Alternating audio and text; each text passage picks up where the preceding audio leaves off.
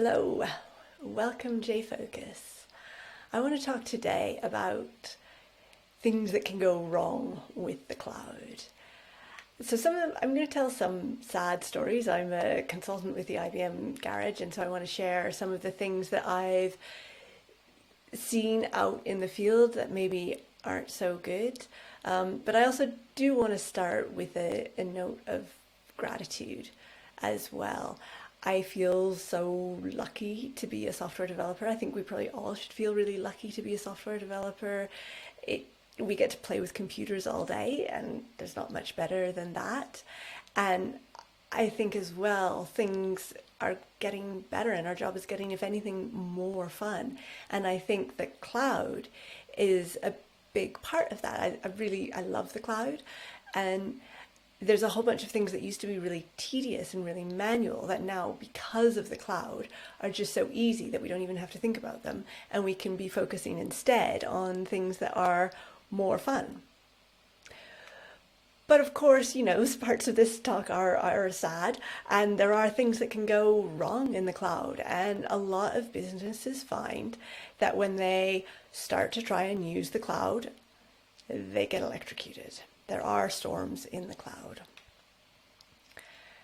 And things are changing as well. A lot of these changes are good, but they mean that we need to adapt and we need to help others around us to adapt as well.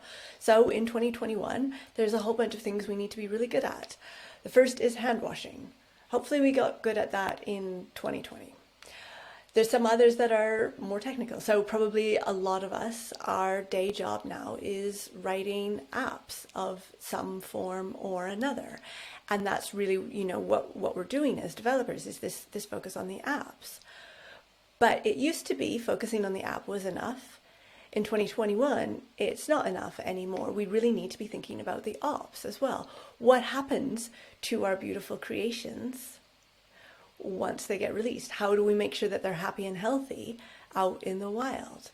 And so if you're looking at apps and you're looking at ops, then really what you're doing is DevOps. And we've been talking about DevOps for a long time.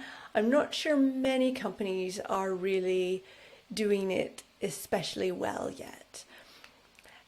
And of course, we have been talking about DevOps for a while, and so now we're moving the conversation along, and security's been sort of saying for a while, oh, what about us, we're really important too, please include us early in those flows, please include us early in those conversations like you do with ops. And yeah, for sure, that's important. And then the business said, well, we make the whole thing happen, we've got to be included as well, otherwise what's the point? And yeah, so then you get DevSec, BizOps, and then there's design ops, and you can sort of go through these iterations over and over again. I won't list every single one, but there is one that I do want to call out because I think it's going to be particularly important for 2021, and that's FinOps. And I only heard about FinOps last year, but we're going to be talking about it more, is my prediction. So I'm a consultant with IBM. I work with the IBM Garage, and so I help customers take advantage of the cloud. I help clients get the most out of the cloud. And one of the things that I really see in the field is that the cloud sort of turns everything upside down. And so organizations that used to do things that were good practices, all of a sudden in the cloud, those things are bad practices. So then, what we do is we sort of try and explain where we need to be going instead. And I think as well, I was thinking about this the other day, I think there probably is an age aspect to this as well, because some of us remember, and we still have the old habits, and so we need to unlearn them for the cloud. Others, our industry, one of the great things about it is it does always have this steady stream of new joiners. And so some people probably have never had to unlearn the non-cloud habits, but it may be that even if that's you, the people around you are doing things that are strange. And so it's useful to know, well, this is because before the cloud, this was a good idea. So I want to talk just about a few of the things that are different in the cloud. One of the first ones is management. And by this, I don't mean like what managers do. I mean how we try and keep a handle on what's going on with our estate of servers. And the beauty of the cloud, the joy of the cloud, is it makes it so wonderfully easy to provision hardware. We can just push a button and ping, something running in the cloud. Push a button and ping, running in the cloud. But there's a downside to that, because that hardware still has a cost. And even if we're getting it free on a, sort of a free tier, someone somewhere is paying for that, and that cost, ultimately is going to be paid for. And there's another problem as well. So this hardware that someone is paying for, that was so easy to provision, nothing guarantees it's actually doing anything useful. And of course, even if it was useful once, it may just continue hanging around long after it's stopped being useful. And so we get problems. And I've done this too. When I was learning Kubernetes, I did, what every developer would do. I tried it out. So I created a Kubernetes cluster. But I had too much work in progress. So I got pulled away and I forgot this cluster for 2 months. So then when I came back after 2 months, I looked and it had done a fairly well-spec'd cluster. So I had a bill for €2,000 that was going to be passed on to my manager, that for something that I hadn't even used, that I had got no value from at all. And this happens all the time, over and over and over again. And when we do, these things, they're zombie servers. So maybe they were useful once, but they are no longer useful. But they don't die, they don't go away, they just sort of keep shuffling around the cloud, consuming resources and, contributing to climate change. So how big is the problem? Is it just my anecdote? Well, no. In 2017, a team, they did a survey, and so they looked at 16,000 servers, and a quarter of them were doing no useful work. That's a huge proportion. And when you think about how much energy the IT industry uses, if a quarter of that is wasted, it's not good. And so why does this happen? Nobody's malicious. Nobody's setting up servers just to try and waste money. But what happens usually is people forget to turn them off, and that was what the authors of the study concluded. They said, well, maybe people forgot to turn them off. So this is where FinOps comes in, because FinOps is about making sure that the costs for the cloud flow in a real-time, smart, modern, dynamic way to the person or to the organization or team that is using that compute. So what it really means is that you can see the cost. And so what it helps you do is figure out who in your company forgot to turn off their cloud, which I think we're going to be doing more and more of. Another thing that's really different in the cloud is how we think about releases. And this is one where I see this is, we just, as an industry, we haven't caught up to this, or at least parts of the industry haven't caught up to this, because it used to be a release was incredibly expensive. You had to burn it onto CDs. You did it on a really fixed schedule, maybe only once a year.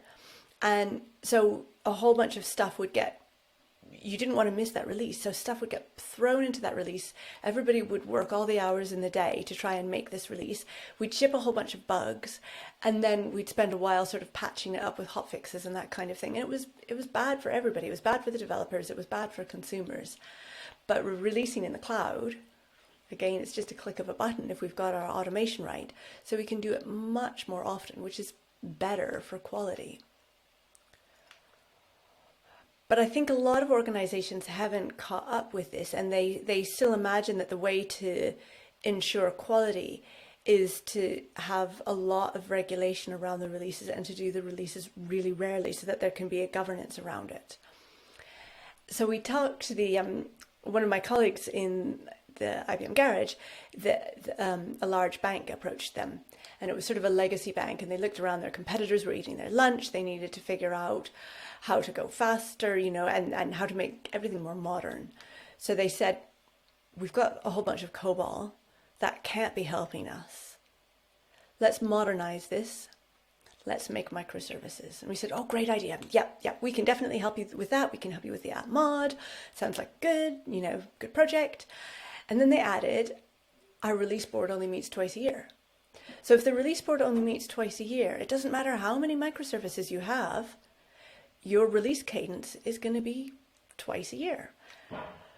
And of course, one of the benefits of microservices is modularity, and we all want modularity, but often, the modularity is a means to an end. It's a means of fixing problems, and microservices themselves, they're not a goal, they are a means. And so if we say, I want to have microservices, we have to say, why do you want microservices? What problem are you trying to fix? Have you looked elsewhere in your organization, and have you also fixed those things? Because otherwise you're going to take the hit of microservices, because there is a cost to a microservices architecture, but without the benefits. And I think the reason a lot of people sort of plunge into microservices and hope that if they have microservices, they will have modularity and if they will have speed is, I like to call it wishful mimicry. Sometimes we call it cargo culting as well. And so this is the idea that if we adopt some parts of a practice, even if we don't do everything, we'll get the benefit. And it just doesn't work. And I think when we think about getting the benefit of the cloud, of course, we all want the benefit of the cloud, and there's really big benefits of the cloud. And so we imagine that in order to get the benefit of the cloud, because Netflix is great on the cloud and they use a lot of microservices, we have to use a lot of microservices. But you can be doing the cloud really, really well without microservices. You can even be cloud native without microservices. And I mentioned microservices have a cost, and it can be a really bad cost. I got called in sort of as a rescue mission for a project that was in trouble. And when I arrived, the first thing the client said to me was, every time we touch one microservice, all the others break. Oh, that's bad. That's sort of the opposite of the point of microservices, which is that they're supposed to be independent of each other. But what they'd created in this case was a distributed monolith. So everything was connected, and as they continued to work, it got more and more and more connected. And a distributed monolith is really bad because with a normal monolith, there can be some benefits to it, and your IDE will give you a lot of help. So you can do refactorings. You'll get that compile time checking. You'll get that type safety. If you call another function, because it's all in the same process, you know it's going to execute. But with a distributed monolith, you just sort of get this big ball of spaghetti, and you've got the overhead of network communication, network discoverability, and no type safety between each of those services. So it can be a mess. And we sometimes think, oh, if it's distributed, it must be decoupled. But there are always coupling points. Sometimes we know about them, sometimes we don't. So this is the Mars Climate Explorer. It looks like it's made out of a bin liner and duct tape. I think it was actually, quite professionally developed by NASA with a big program. But despite that, it had a rather sad fate. It was supposed to go round and round Mars. Instead, it went into Mars. Not the intention. So when they tried to figure out what had gone wrong, they realized that they had two systems. They couldn't have been more decoupled because one was in space and one was on Earth. And they were both navigation systems, and they kind of had to work together.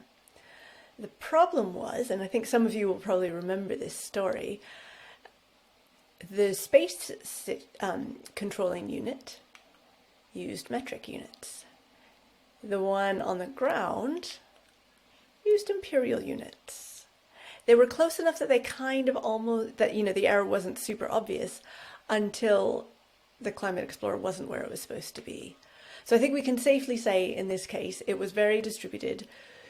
Being distributed did not help. If a single team had written both sets of software, they would have just, without even thinking about it, agreed, all used the same units. So we have to remember that just because it's distributed, that doesn't guarantee it's decoupled, and there will always be points of coupling, so we have to manage that coupling. And there's a lot of reasons not to do microservices. So if you have a small team, it's probably not worth it because the same people are going to be working on all of the services anyway. If you have no plans, if your organization doesn't have the appetite to release these things independently, don't bother distributing them. When you have a microservices architecture, your services have to do various things. They have to find one another, they have to communicate, and they have to communicate securely. And there's various other little bits of plumbing. And the way that we often solve these is with a service mesh. I think service meshes have a bit of a reputation. So sometimes when you say service mesh, people say, "Ooh, service mesh, no, too complex, too scary, too big, no. I'm not using a service mesh. Instead, I'm going to write a discovery module," although actually with Kubernetes, discovery is fairly well solved. But I'm going to write my secure communication. I'm going to write my authentication. And then actually what you've done is you have written a service mesh, which may or may not be what you actually should have done. And finally, sometimes the domain model just doesn't split nicely. And that, again, gives you too much coupling. And that ended up being the root cause in the case where every time they touched a microservice, all the others broke. When I looked at the code, I looked at, all the code, and I kept seeing just the same code over and over and over again in each microservice. And it was a big chunk of code. It had this object model, and there was about 20 classes. There was about 70 fields. And so I said, well, why have we cut and pasted this code across each microservice? And the answer was, well, we don't want to have that coupling to a shared library. So instead, we're going to repeat it. But the problem is you repeat things rather than having a shared library if you want to be able to have them evolve independently. But in this case, they couldn't evolve independently, even if you cut and pasted them, because the names of this object model were common across each service. So this domain, the dream of microservices is that you have a whole bunch of microservices, and each one maps really neatly to a domain, and there's almost no shared domain knowledge between microservices, and that allows them to be really nicely decoupled. In this case, what they had one big domain and all the microservices, and this was really bad because it meant those things were quite fundamentally coupled, even though they were distributed. So everybody always says if you're going to do microservices, you have to get good at automation, which is totally true. But you also need to get really good at automation, at testing and automated testing, because if you have that kind of coupling that you don't know about, the only way you're going to have the confidence to release things independently is if you have the testing to let you know that changing a field name over in this microservice hasn't just destroyed the whole system, which is what was happening in that case. So how do you test a microservices system? You will get the most accuracy if you do an integration test. So you fire up every microservice in a realistic environment, you connect them all together, you run realistic data through it, and that gives you a really good confidence whether it works or not. But the problem is this is really expensive to run, and these tests are expensive to write as well. If you've got 500 microservices, you don't want to be having to try and spin them all up in your laptop every time you write code. Otherwise, what's the point of having microservices? At the other end, we have unit tests. Unit tests are really cheap to write, they're cheap to run. The only problem is they don't necessarily give you that much confidence that the thing actually works. So in the case where every time they touched one microservice, everything broke, there were a lot of unit tests. Those unit tests were beautifully, delightfully green, even though everything was broken. So you need something in between. And this is where consumer-driven contract tests come in. They are cheaper than integration tests, but they give you more confidence than in unit tests. And you want all of these types of tests, but you want a small number of integration tests, a large number of unit tests, and a sort of a medium number of contract tests.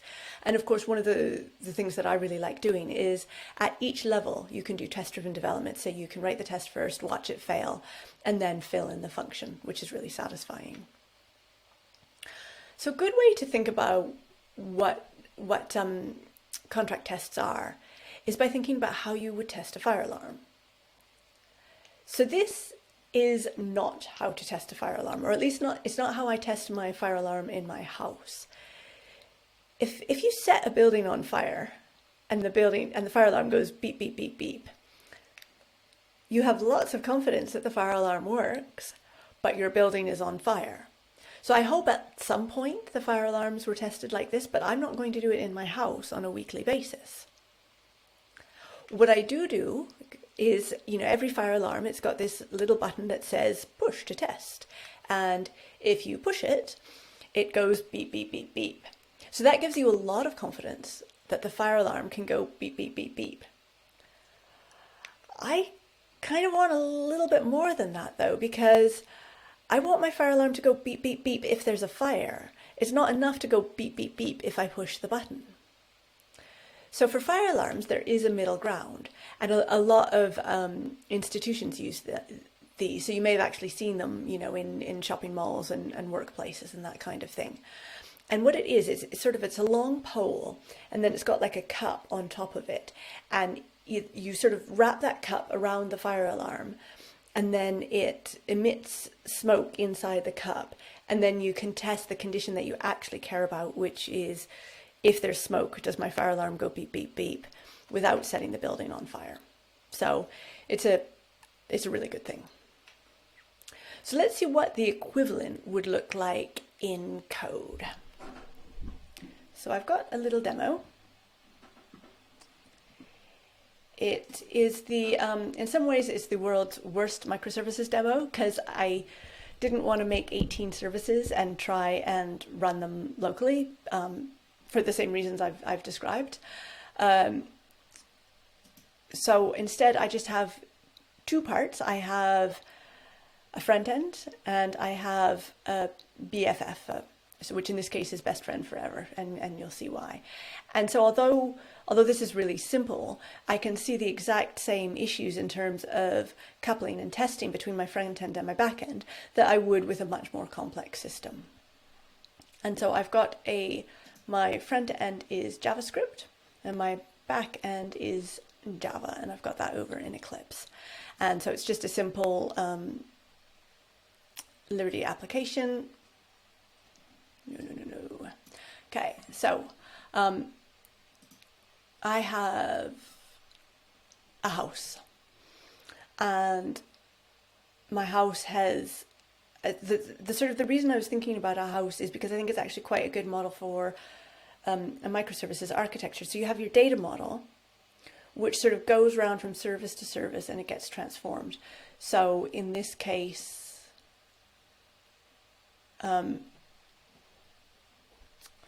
I've got a stomach, and so the person wakes up and they start in the bedroom, and then their eyes are closed, and then their hair is wild. So let's just reload that to show that again. And then they sort of go to the bathroom and they comb their hair, and then they go to the kitchen and they eat something. You can see there is a problem with my application, which is that this thing here, which should be a stomach graphic, stomach should be full, it's failing. And the reason is because I can't find stomach on the file system. And so if I look at what's going on in my application,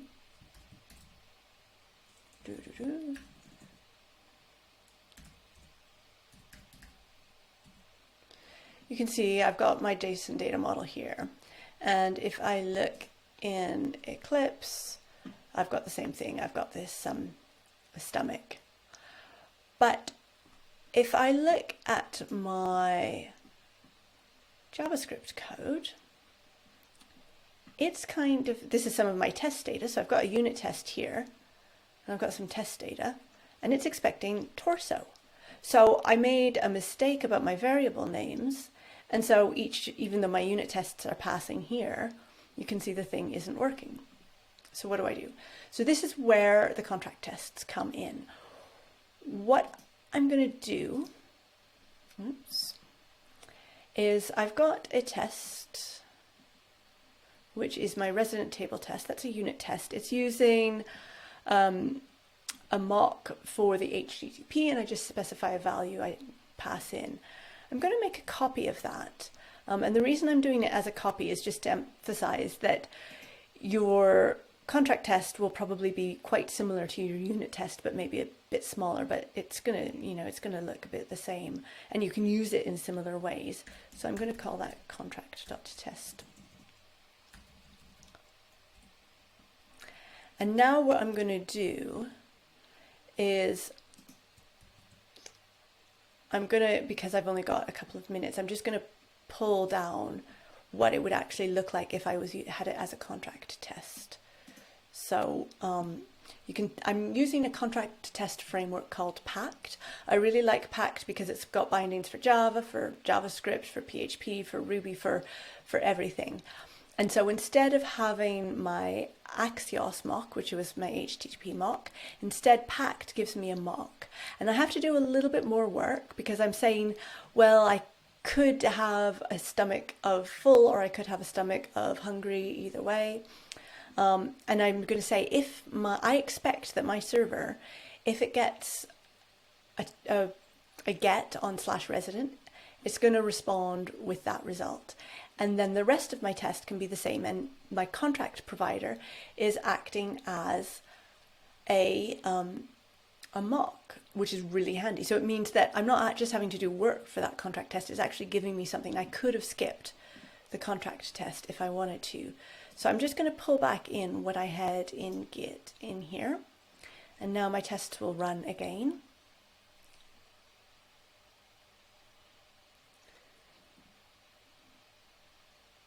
So you can see everything's run except for my contract test is taking a little bit longer to run. And again, that's why you probably would want more unit tests than contract tests. They do have a little bit of a cost to them, but my contract test has passed. So that's sort of good, passing test, but it's sort of bad because my application's broken. Why isn't my test failing? And it's because the contract test will have two parts. One, you run against the consumer. The consumer sets its expectations, and then the contract provider framework acts as a mock. On the other side, you take that same contract, that exact same contract, and the contract test framework will use it it will generate a harness, and it will run every expectation against the provider. So it gives you a whole bunch of tests for free. So in this case, when I ran my test, I got a contract, which is here. And so it said things like, again, if I do /resident with a get, I'm going to get back a body that looks like this. And you can do some quite sophisticated things here. And you're not just testing the syntax, you can actually test the semantics of it. So you can say, if I pass in this value to this API, I expect this value back. So you can use it for proper functional testing. But I need to get my provider doing tests as well. And the first thing I need to do for that is I need to share the contract. So I'm just going to do a little copy here. So normally what you would probably do is you would either check the contract into Git, and usually the consumer would check it into the provider's Git, or you might have a broker which everybody can talk to, get their expectations, share their test results, and that can be quite handy. In this case, I'm just going to do it low tech, so I'm going to copy my contract, my Pact, from my front end to my back end. So if I do that, then if I look in here, I can see that I will have a new resource appear. So I've got that same contract here. So I need to do one more thing, which is that I need a test, obviously. So again, I'm just going to cheat a little bit, and I'm going to pull this in from Git just to save typing. But you can see it's not actually too much typing. I'm telling it I'm giving it a name. So I'm saying this is the test for house. So it will use the contract for house. I'm saying where my contracts live, which in this case is on the file system. And I'm saying you're going to run against somebody running on localhost. So it is going to have to run against a live server because it's got that sort of slightly integration testy character. And then this line will run every single expectation that I have in my contract. In this case, I only have one, but it would run a whole bunch, so it can be quite useful. So let's pull that back in. Now, let's have a look. And we should see that if I refresh the file system, I get my test. So again, here you can see. So let's run that.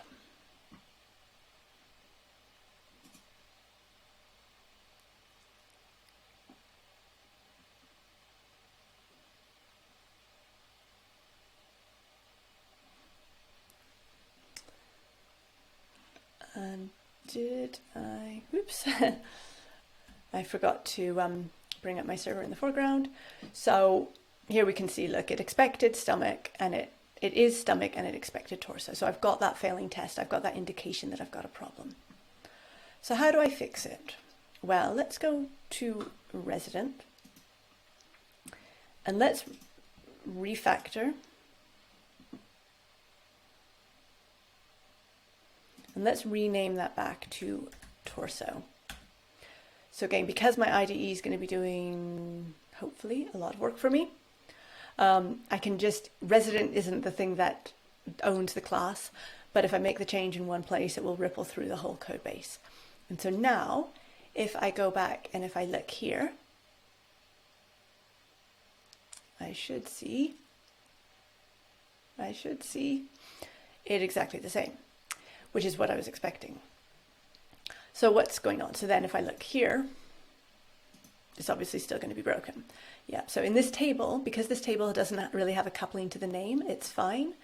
But over here, because there's a coupling to the name, it doesn't work. And the reason for that is because although I changed the type, I didn't change the name, and I'm using JAX-RS. So it will use the name to determine the JSON. So I need to do another refactoring. And I need to call it get to torso. And then if I go over here,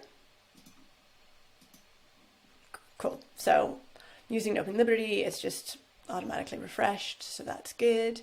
And so now if I go here, I should see, yay, I've got a torso. So the test was able to guide the fix. So,